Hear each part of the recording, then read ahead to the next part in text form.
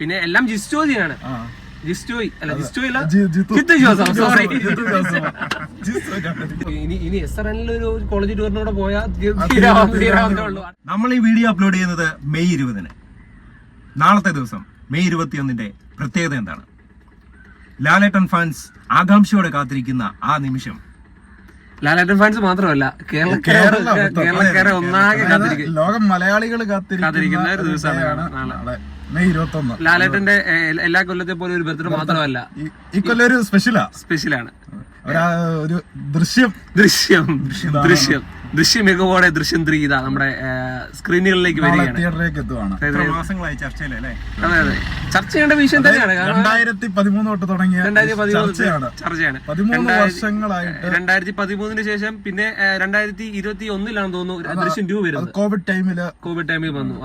അത് തിയേറ്ററിൽ ഇറങ്ങാൻ പറ്റില്ല കേട്ടോ. OTT പോയി. തിയേറ്ററിലായതെങ്കിൽ ഇത് അന്ന് ഒരു വലിയ സംഭവമായി മാറിയാനെ. മൂന്നാം ഭാഗം തിയേറ്ററിലോട്ട് വരിക. വീണ്ടും ഒരു 5 വർഷങ്ങൾക്ക് ശേഷം 2026 നാളത്തെ 2 പ്രത്യേകതയാണ്.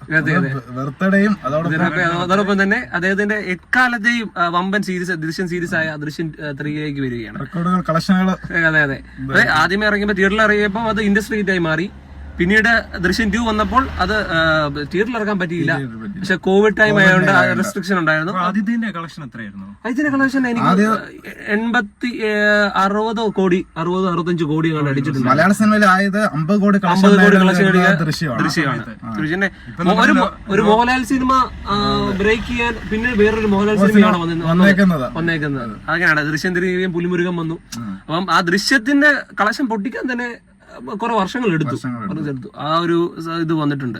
അതിന് വർഷങ്ങൾക്ക് ശേഷം 2018-19 ആ ടൈമിലൊക്കെ അടുത്ത വന്നിട്ടുള്ളത്.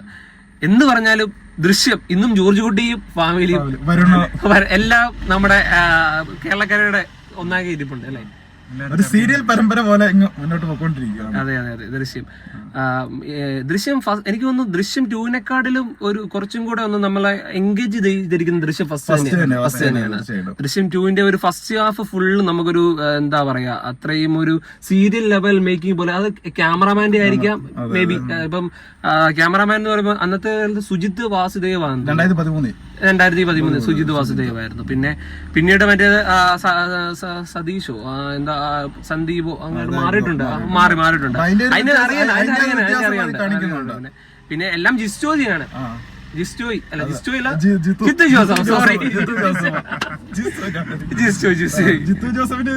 ജോസഫിന്റെയാണ്. പിന്നെ ജിത്തു ജോസഫിന്റെ ഇപ്പൊ ഇടയ്ക്ക് ഇറങ്ങിയ നമ്മുടെ 2026 തന്നെ വലദോഷത്തെ കള്ളൻ എന്ന് പറഞ്ഞ സിനിമ ഇറങ്ങിയിട്ടുണ്ട്. അത്യാവശ്യം അങ്ങനെ ഒരു റീച്ച് ഇല്ലാതായി പോയി. പുള്ളിയുടെ ദൃശ്യ പിന്നെ പുള്ളിയുടെ ദൃശ്യമല്ല, പുള്ളിയുടെ മെമ്മറീസ് എന്നൊരു പടമുണ്ട്. മെമ്മറീസ് പുള്ളിയുടെ അത് എന്റെ ഒരു അഭിപ്രായത്തിൽ ഞാൻ ഫസ്റ്റ് പ്രിഫറൻസ് കൊടുക്കുന്നത് ജിത്തു ജോസഫിന് മെമ്മറീസ് കഴിഞ്ഞായിരിക്കും ദൃശ്യം. അത് വേറൊരു ഇതാണ്. നമ്മളിപ്പോ ദൃശ്യത്തിലേക്ക് വരികയാണെങ്കിൽ അദ്ദേഹത്തിന്റെ ജിത്തു ജോസഫിന്റെ ഒരു മാർക്കാണ്, ബെഞ്ച് മാർക്ക് ദൃശ്യം. അതുപോലെ മോഹൻലാലിന്റെയും പിന്നെ അതിനകത്ത് കലാപൻ ഷാജോണ് നിറഞ്ഞാടിയിട്ടുണ്ട്. അപ്പം ദൃശ്യം 3 വരുമ്പോ ഷാജോൺ ഉണ്ടാവുമോ എന്നൊക്കെ നമുക്ക് കാണാം. നാളെ അറിയാം. പിന്നെയും നമ്മുടെ ഗീതാ പ്രഭാകരും IPS കാരി വീണ്ടും കളത്തിലിറങ്ങുമോ, സിദ്ദീഖ് എല്ലാം. ദൃശ്യം 2 ക്ലൈമാക്സ് കണ്ടപ്പോ ഞാൻ ഓർത്ത് ഇനിയിപ്പോ മൂന്നാമതൊരു ദൃശ്യത്തിന്റെ ഒരു 3-ാം ഭാഗം ഉണ്ടാവത്തില്ല എന്ന്. ഉണ്ടാവും. അത് അവസാനം അവര് പറഞ്ഞു വെച്ചേക്കുന്ന അയാൾ അടുത്ത ഇതിനു വേണ്ടി തുടങ്ങുന്നുള്ള രീതിയിലാണ് ഫിനിഷിലാണ്. സൈകുമാർ മൊത്തം പറഞ്ഞ് തീർക്കുന്നില്ല. പിന്നെ അത് മാത്രമല്ല, ഈ ദൃശ്യം 1 ഇറങ്ങിയപ്പോഴത്തേക്ക് ആൾക്കാർ ചോദിക്കാൻ തുടങ്ങി ജിത്തു ജോസഫിനോട് ദൃശ്യം 2-ന്റെ കാര്യം. അപ്പം അദ്ദേഹം ഒന്നും ഒഴിഞ്ഞു മാറി. പിന്നീട് ദൃശ്യം 2 ഇറങ്ങി. ദൃശ്യം 2 ഇറങ്ങി കഴിഞ്ഞപ്പോ ദൃശ്യം 3 ചോദിച്ചു, പുള്ളി ഒഴിഞ്ഞു മാറി. പിന്നെ ദൃശ്യം 3 ഇറങ്ങി. അതെ, ഇനി ദൃശ്യം 4 പരമ്പരയായിട്ട് മലയാള സിനിമയിൽ സാധാരണ 2-ാം വർഷം അടിക്കുമ്പോൾ അത് പൊട്ടിപ്പോവാ സാധാരണ കൂടുതലും പടങ്ങൾ അങ്ങനെ. 2-ാം ഭാഗം അപ്പൊ ഇതൊരു കോംബോ ദൃശ്യത്തിലെ ജിത്തു ജോസഫും മോഹൻലാലും ഒരു കോംബോ തന്നെ. ആദ്യം ഏപ്രിലാണ് ഫിക്സ് ചെയ്തത്, പിന്നെയാണ് അത് വീണ്ടും ചേഞ്ച് ചെയ്ത് മാറിക്കൊണ്ടിരുന്നു. ലാലേട്ടന്റെ ബർത്ത്ഡേ എന്നൊരു ഇത് വന്നേക്കും. ദൃശ്യത്തിന്റെ കഥ മെയിൻ ആയിട്ട് പ്ലോട്ട് ചെയ്തിരിക്കുന്നത് അൻസിബാസിലാണ്. എസ്തറനിൽ ഇവർ 2 പേരിലാണ് കഥ. അങ്ങനെ മെയിൻ ആയിട്ട് അൻസിബാസനാണ്. അവര് കോളേജിന്റെ ഇനി എസ്തറനിൽ ഒരു കോളേജ് ടൂറിനൂടെ പോയാൽ തീരാവുന്നേ ഉള്ളൂ. അടുത്ത മാറിപ്പോവും. എന്നാലും ഗീതാ പ്രഭാകർ വരാതിരിക്കുന്നില്ല. അതെ അതെ, മസ്റ്റ് ആണ്. അവര് ഗൾഫിലോ എവിടെ അല്ലായിരുന്നു? അതെ അതെ, വിദേശത്തായിരുന്നു. അവര് ഒരു സീരിയൽ ഇതിലേക്ക് അവര് ആണ്ടിനെ മറ്റാണ് വന്നേക്കുന്നത്. അല്ലാതെ നമ്മുടെ ആശാ ശരത്ത് ഒരു സീരിയൽ നടിയായിരുന്നു, അങ്ങനെ ഇതിലേക്ക് വന്നു. പിന്നെ അവര് ദൃശ്യം കൊണ്ട് അവര് അത്രയും കുറച്ച് എല്ലാരും ഈ ദൃശ്യം വേറൊരു പടത്തിലേക്ക് അവര് കോമൺ ആയിട്ട് വരുന്നില്ല. അത് മോഹൻലാൽ ഒഴിച്ച് ബാക്കി എല്ലാവരും. ഇടയ്ക്ക് മീനയൊക്കെ പിന്നെ മോഹൻലാലിന്റെ തന്നെ മുന്തിരിവള്ളി തലക്കുമ്പോൾ ഇറങ്ങി വന്നിട്ടുണ്ട്. എന്നിരുന്നാൽ പോലും ദൃശ്യത്തിന്റെ അത് അവരുടെ ഇപ്പോഴും ബെഞ്ച് മാർക്കായിട്ട് കിടക്കുക. നാളെ അറിയാം എങ്ങനെ ആദ്യത്തെ റിവ്യൂ കിട്ടുമ്പോ അത് അറിയാം. അപ്പൊ നല്ല റിവ്യൂ ആണെങ്കിൽ കളക്ഷൻ ഭയങ്കര ഇതായിരിക്കും. പിന്നെ സർവകാല റെക്കോർഡ് നമ്മുടെ വാഴ 2ന്റെ റെക്കോർഡെല്ലാം മറികടക്കും. ലോക വേൾഡ് വൈഡ് കളക്ഷനിൽ 300 കോടി അടിച്ച് ലോകയാണ് ഫ്രണ്ടിൽ നിൽക്കുന്നത്. നമ്മുടെ കേരളത്തിലെ ഇൻഡസ്ട്രിയിലേക്ക് ഇപ്പോൾ വാഴ 2 ബ്രേക്ക് ചെയ്ത് ലോക 2 ബ്രേക്ക് ചെയ്ത് പിന്നെ ഉറപ്പായും അത് 2021 കിടക്കണം. പക്ഷെ കോവിഡിന്റെ ഇതായോണ്ട് പിന്നെ ഇപ്പൊ നമ്മളിപ്പോ പറഞ്ഞ പോലെ ക്യാമറാമാൻ ഇപ്പം എന്ത് ആംഗിളിൽ കൊണ്ട് നമ്മുടെ നിർത്തിയിട്ടുണ്ടെങ്കിലും, ഇപ്പം പുള്ളിയുടെ പ്രീവിയസ് വർക്ക് ഫ്ലോപ്പ് ആയി പോയിട്ടുണ്ടെങ്കിലും ജിത്തി ജോസഫ് ഒരു ചെറിയൊരു ട്വിസ്റ്റ് കൊടുത്താൽ മതി കത്താൻ ദൃശ്യം. അതായത് നമ്മള് പടത്തിന്റെ ടൈലന്റിൽ വന്ന് നിൽക്കുമ്പോഴത്തേക്ക് നമുക്ക് കിട്ടുന്ന ഒരു ഹൈ ഉണ്ടല്ലോ, ആ കോട്ട് സീനൊക്കെ ആയിട്ടേ അവിടെ കേറുമോ പിന്നെ പടം നമ്മള് ചിന്തിക്കാത്ത ലെവലിലാണ് പോകുന്നത്. സായികുമാറിന്റെ പോയിന്റ് ഓഫ് വ്യൂവിലാണ് നമ്മൾ ഇത്ര ദൃശ്യം 2 കണ്ടിരിക്കുന്നത്. സായികുമാറിന്റെ വരവോടുകൂടിയാണ് അത് വേറെ ലെവലിലേക്ക് വന്നിരിക്കുന്നത്. പക്ഷെ ആ കഥ ജോർജ് കുട്ടിയല്ല നമ്മളോട് പറഞ്ഞിരിക്കുന്നത്. അതായത് ദൃശ്യം 2 പറഞ്ഞിരിക്കുന്ന സായികുമാറാണ് ആ ടൈലന്റ്. നമുക്ക് വാസ്തവം എന്താണെന്ന് അറിയത്തില്ല. എല്ലാം ഒരു ലെക്കിൽ നടക്കുന്ന കാര്യങ്ങൾ അവിടെ നടക്കുന്നത്.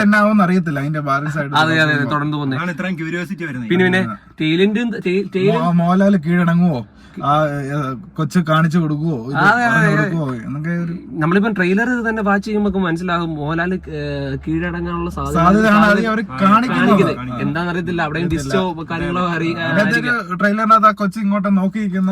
അതെ അതെ അതെ അതെ. അപ്പം ട്രെയിലറൊക്കെ വാച്ച് ചെയ്യുമ്പോൾ നമുക്ക് ഒരു എക്സ്പെക്ടേഷൻ ഇച്ചിരി ഹൈയിൽ നിൽക്കുവാണ്. ആ ഒരു ലെവലിൽ നമ്മൾ പോയി ഈ പടം കാണുമ്പോൾ നമുക്ക് ആ ഒരു എക്സ്പെക്ടേഷൻ കിട്ടണം.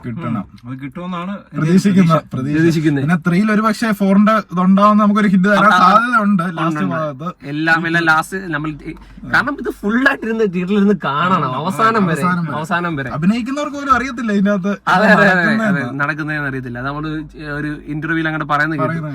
അപ്പം കേരളക്കര ഒന്നാക്കി ഇപ്പൊ തന്നെ നല്ല ബുക്കിംഗ് ആയിട്ടുണ്ട്. 30 കോടിയോളം അടുത്ത് ഇതായിട്ടുണ്ട്. 7 കോടിയാണ് കേരളത്തിൽ തന്നെ ഇപ്പൊ ടിക്കറ്റ് കിട്ടാനില്ലല്ലോ. ടിക്കറ്റ് കിട്ടാനില്ല. തിങ്കളാഴ്ചയോടൊക്കെ ഇതൊക്കെ നല്ലൊരു ഇത് കയറി പോണേ അങ്ങ് പിന്നെ കളക്ഷൻ റെക്കോർഡ് മാറി ഇനിയും ആ റെക്കോർഡ് പൊട്ടിക്കാൻ കുറച്ച് കാലങ്ങൾ കഴിയേണ്ടി വരും. ദൃശ്യം അതെ അതെ അതെ, ആ ലെവലിലേക്കാണ് പടം. സാധാരണ മെയ് 21 പറഞ്ഞ മോഹൻലാൽ ഫാൻസ് മാത്രമായിരുന്നു ഡേറ്റ് കാത്തിരിക്കുന്നത്. അങ്ങനെയല്ല, മലയാളികളെ കംപ്ലീറ്റ് മലയാളീസ് അല്ലെന്ന് തോന്നുന്നു. ഇപ്പം ഇതിന് ജാപ്പനീസ് വെർഷൻ തന്നെയുണ്ട്, പല വെർഷൻ ഉണ്ട്. ഇത് അതായത് ദൃശ്യം 3 റിലീസാകാൻ കാത്തിരിക്കുവാണ്. ഇതിന്റെ ദൃശ്യം 3 അടുത്ത അവിടെയൊക്കെ റിലീസ് ആകാൻ ആ പടം പിടിക്കാൻ വേണ്ടി. അപ്പൊ അജയ് ദേവ്ഗണിന്റെ തന്നെ ദൃശ്യം ഉണ്ടല്ലോ, അവിടെ ചെയ്യാനാ.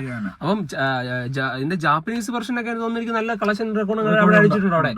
അതുപോലെ പടം മാർക്കറ്റ് ഹൈ ആയിട്ട് നിൽക്കുന്നതാണ്. അപ്പം എനിക്കൊന്ന് വേൾഡ് വൈഡ് ആണ് കാത്തിരിക്കുന്നത് കാരണം ഇതിന്റെ ഇത് വരാൻ വേണ്ടി.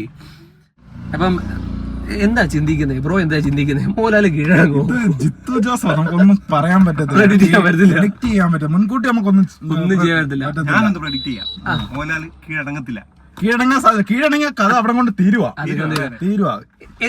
എന്തവസ്ഥയിലും ഏതവസ്ഥയിലും അദ്ദേഹം എത്രയൊക്കെ പോകണമെന്ന് പറഞ്ഞാലും സ്വന്തം കുടുംബത്തിനെ വിട്ട് കളഞ്ഞ ഒരു പരിപാടിക്ക് അദ്ദേഹം പോകുന്നില്ല. അവരൊരു IPS ആണല്ലോ, ഒരു മാതാവ്, അവർക്കൊരു നീതി.